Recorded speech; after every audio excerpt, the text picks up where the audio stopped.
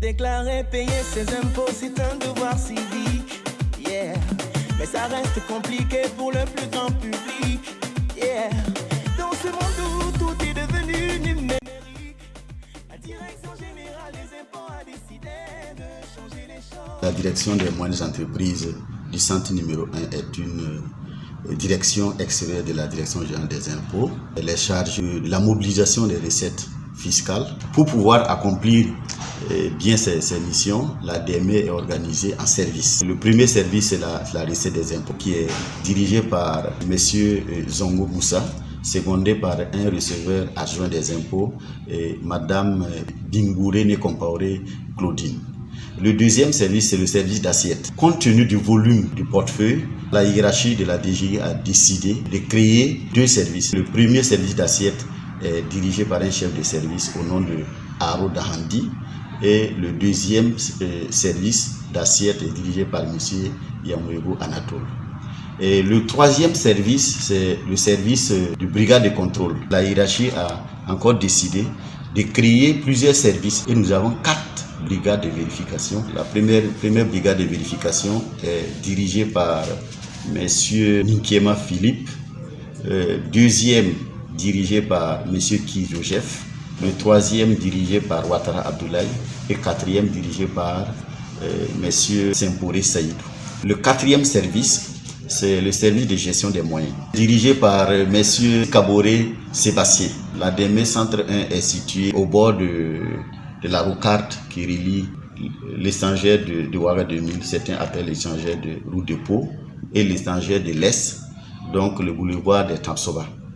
Donc l'immeuble est situé au bord de ce boulevard, à 300 mètres de la porte d'entrée du CIAO et en face de la mairie de l'arrondissement numéro 5, ex-mairie de Bogodogo. Pour le personnel, actuellement nous avons autour de 101 agents, dont 78 hommes et 23 femmes, et qui sont répartis en fonction des emplois.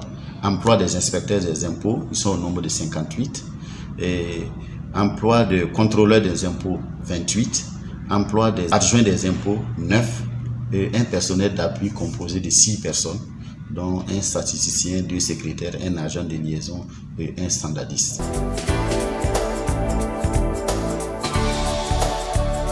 Les performances de la DME C1 en 2021 vraiment sont satisfaisantes. Je remercie, je félicite les collaborateurs qui ont mouillé le maillot pour qu'on puisse atteindre cet objectif-là.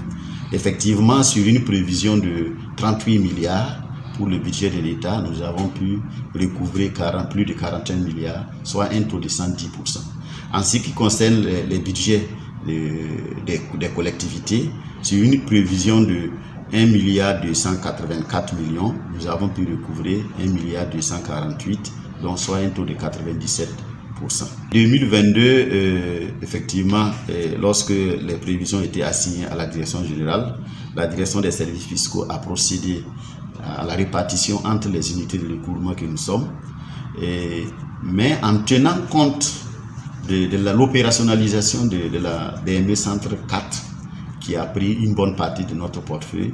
Donc cette année, le potentiel, en tout cas, fait qu'on a ramené les prévisions à sa juste valeur et nous avons une prévision de plus de 30 milliards pour le budget de l'État et 749 millions pour le budget des collectivités. Et nous espérons en tout cas atteindre ces objectifs, en tout cas, si avec la bonne collaboration de nos partenaires qui sont les contribuables, l'engagement de tous nos collaborateurs, nous pensons que nous serons au rendez-vous.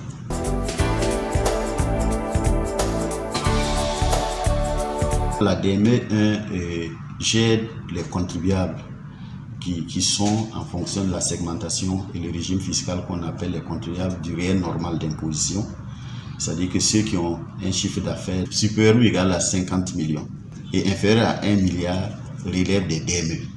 Maintenant, concernant la DME Centre 1, ce sont les contribuables qui sont sur, ces mêmes contribuables qui sont sur le territoire, puisqu'il y a une compétence territoriale. Nous sommes trois DME qui gèrent ces portefeuilles, donc c'est réparti en fonction de la compétence géographique. Et donc les contribuables qui y sont, on les trouve dans tous les secteurs d'activité. Et il y a le commerce général, il y a les BTP, il y a les prestataires de services, et il y a des industries, il y a l'artisanat.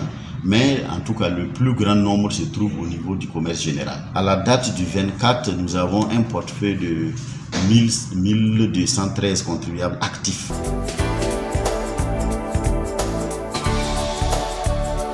Pour qu'un contribuable relève de DME centre 1, il faut d'abord qu'il soit du régime du réel normal d'imposition et que son chiffre d'affaires n'atteint pas le milliard et que ces contribuables-là soient sur le territoire de DME C1.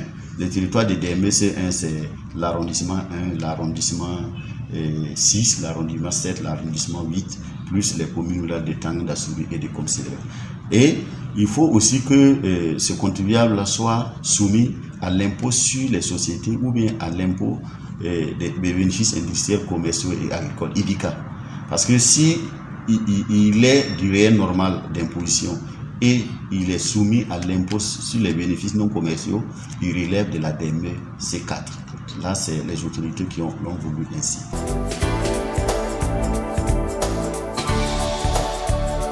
Il y a plusieurs conditions.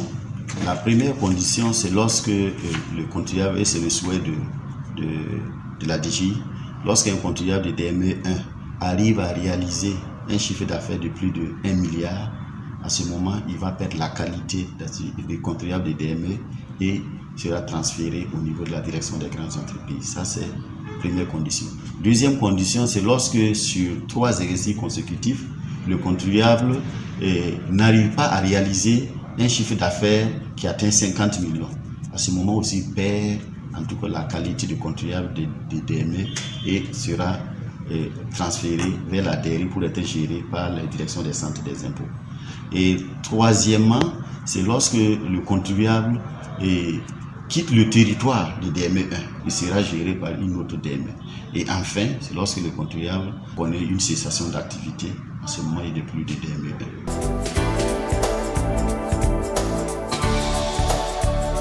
1. Premièrement, nous avons l'accueil. Nous accueillons les contribuables, nous les orientons, nous les conseillons, ainsi de suite, l'accueil, l'assistance.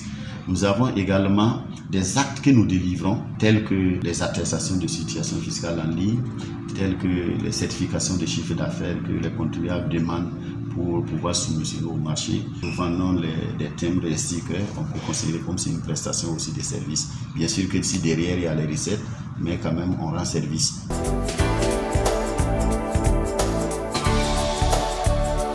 Les difficultés sont de divers ordres.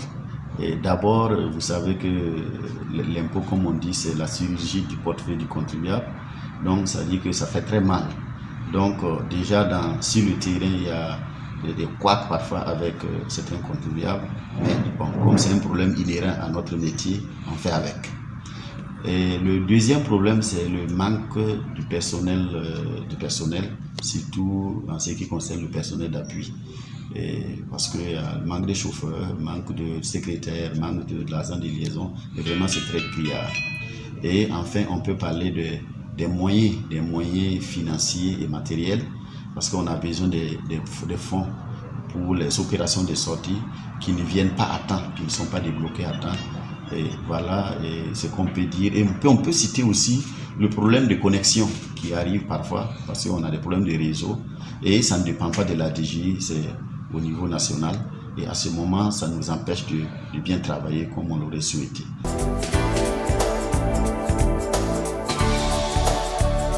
D'abord, je vais m'adresser aux partenaires qui sont les contribuables. Nos portes sont grandement ouvertes, donc je les invite en tout cas à fréquenter nos services, à venir pour se renseigner, à venir pour se faire assister, à ne pas hésiter à frapper à nos portes. Nous les exhortons aussi à observer le civisme fiscal pour qu'on puisse quand même atteindre les objectifs qui sont assignés. Et quant à mes collaborateurs, c'est toujours d'abord remercier pour les résultats que nous avons pu engranger au cours de l'année passée. Je les invite à avoir un sens élevé du service public et il faut doubler d'efforts. Et ensemble, lorsqu'il y a leur engagement, je pense qu'on peut soulever des montagnes. On sera au rendez-vous le 31 décembre 2022 avec des résultats très très satisfaisants. Plus proche, plus mobile.